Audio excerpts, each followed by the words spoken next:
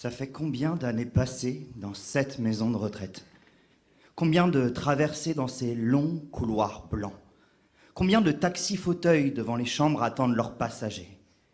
Ça fait combien de patients qui ont creusé leurs souvenirs et agrandi leurs trous de mémoire? Ça fait combien de somnifères avant de dormir pour de bon? Ça fait combien de visites furtives et combien d'auxiliaires solitude? Ça fait combien de... Comment il va, Monsieur Jean, aujourd'hui? Monsieur Jean, il veut partir, décaler d'ici, foutre le camp, au grand air. Mais pas comme les autres qui s'en vont planter des forêts souterraines parce que le pain se conserve mieux sous les croix. Ils appellent ça dernière demeure. Mais c'est juste pour laisser une adresse où plus personne viendra sonner. Déjà que personne ne vient ici. Et puis Monsieur Jean, il se fout de laisser une adresse pour recevoir des cartes postales, des jolies images qui disent « Un coucou du Québec !» calligraphiées rose vif format Word Art.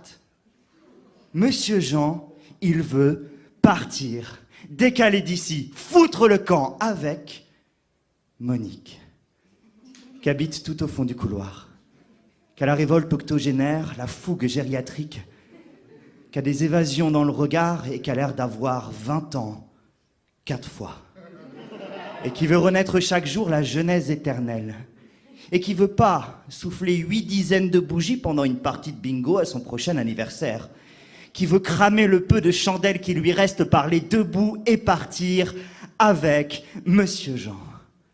Et dans les couloirs trop blancs où se camouflent les fantômes, 2 vieillards fous en cavale s'en vont hanter la nuit de leur vie avec des spectres de couleur.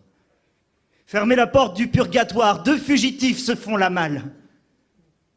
Une fois dehors, ils se regarderont. Mais pas comme on s'abîme les yeux à regarder les années passées. Comme on contemple la seconde. Elle le prendra par la main. Sur la paume plissée, la ligne de vie touche à sa fin. Mais il reste encore du temps pour arriver au bout de la nuit. Un peu d'extase, le rhumatisme batifoleur.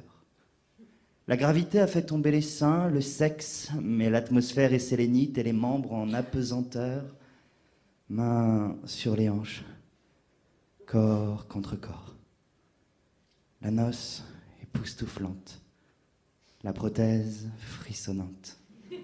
Les doigts qui glissent sur la peau, chaque ride est rivière de tendresse.